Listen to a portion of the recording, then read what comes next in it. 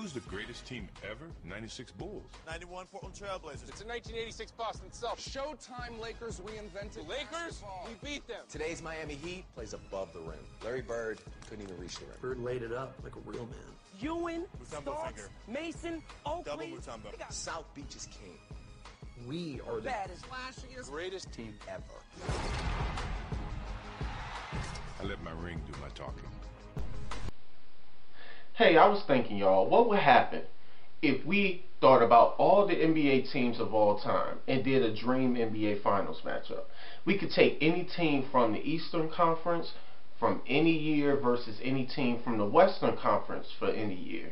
And I did that, y'all. I picked two teams, one from the East, one from the West, and I'm going to give you my prediction, let you know who these two teams are, and how the series will go, as well as your MVP.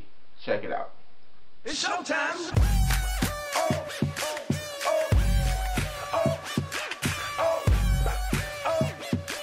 Yes, yes, yes, it's that boy Q. I'm back at it again with another video. If you haven't done so already, go ahead and hit that subscribe button right there. Go ahead, click this button right here to check out my channel as well as other videos, and make sure that you comment, like, and subscribe. So thank you all for watching. I appreciate it. Let's get these views up on this video. Go ahead, share this to your friends, and let me know your opinion, who you feel will win this finals matchup, and if there are any other two teams that you feel would be better suited for this topic, please let me know in the comment section below, and let's get started. Yes, yes, yes. The two teams I chose for this video are two-story franchises. Well, hold on. Let me take that back. I say two-story franchises, but really one was, and one before this particular superstar came into it, they ain't do shit. Let's be honest. So, let's go for the Eastern Conference. I have the 1996 Chicago Bulls. That was sort of an easy choice, because really a lot of people consider them the greatest team ever.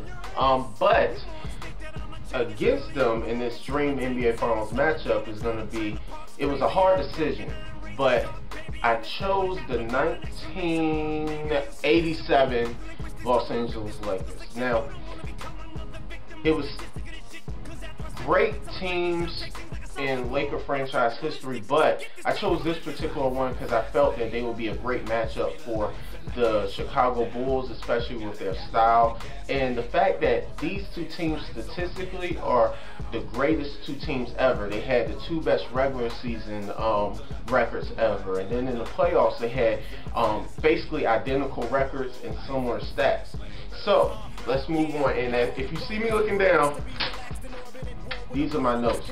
Now, I had to write down a lot of stuff because I wanted to give you an in-depth analysis of these two teams and sort of their background. So at the end of the day, you're going to be the judge. So please let me know in the comment section who you feel is the greater team and who will win. And also, if you don't mind, throw in how many games that team will win and who will be the MVP. But for this video, my opinion, it doesn't really matter. I'm just giving you the stats. Pretty much, the 1996 Chicago Bulls, many refer to them as the greatest team ever, coached by Phil Jackson. They, of course, had the best regular season record ever, 72-10, a feat that has yet to even be close to being matched. And they had a postseason record of 15-3. Now, they statistically, they're looking at, they averaged 105 points a game and giving up only 93 points a game. So their star standout players, of course, was the greatest player ever, Michael Jeffrey Jordan. Yes, I put the nigga middle government name out. Then we had one of the other greatest 50 players of all time, Scottie Pippen. Other notable players, Tony Kukoc, who averaged 13 points a game. Oh, and for those that don't know, Michael Jordan didn't do nothing but average like 30.4 points a game in a season. Nothing. Then Scottie Pippen averaged 19.4, and we had other notable players like Dennis Rodman.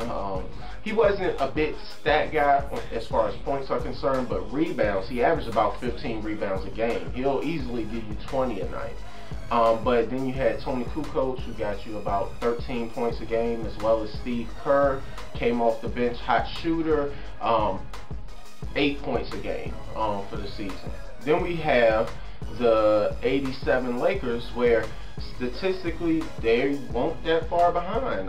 They had a regular season record of 65-17, postseason record of 15-3, the same as Chicago Bulls, coached by legendary coach Pat Riley, and they averaged more in the regular season points per game than the actual Chicago Bulls, which were 117.8 points a game, and they allowed 108.5. So some of their notable players, of course, Magic Johnson, 23 points per game. Then we had James Worthy, very underrated player, very underrated player.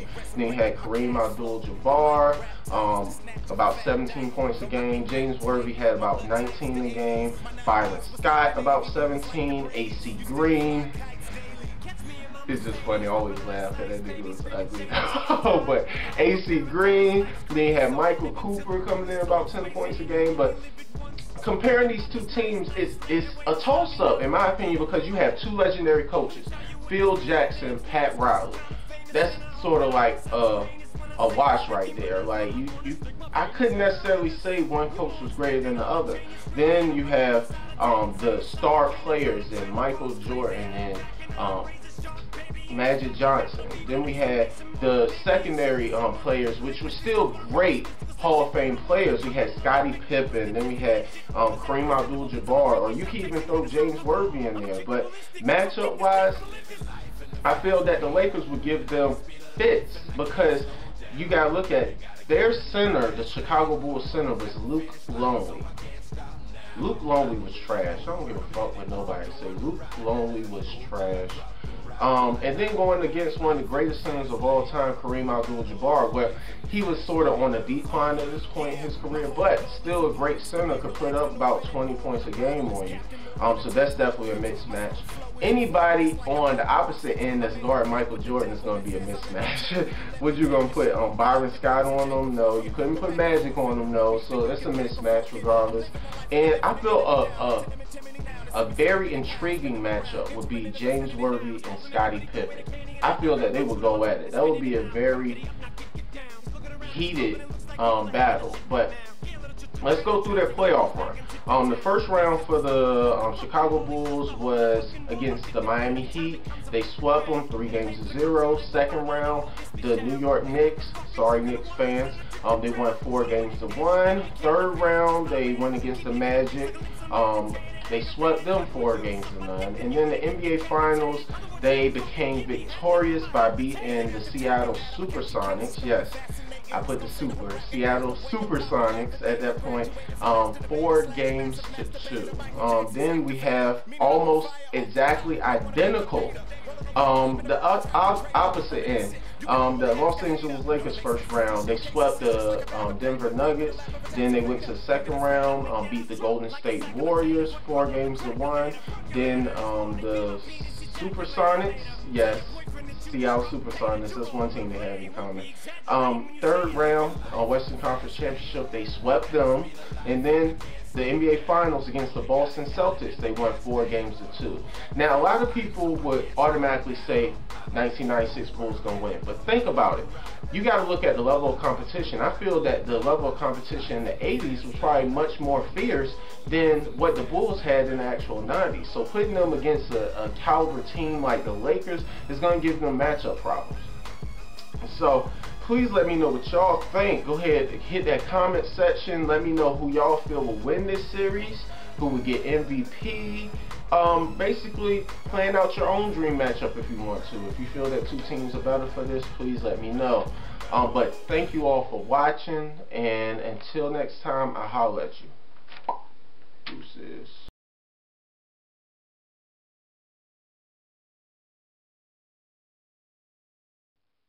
At the end of the day, your opinion is what matters the most, but I still want to give you mine. So, I feel that the winner of this series would be, in 7 games, this team. Yes. And your MVP would be this man right here. So again, thank you all for watching. Go ahead, don't forget subscribe. Thank you all for watching. Peace out.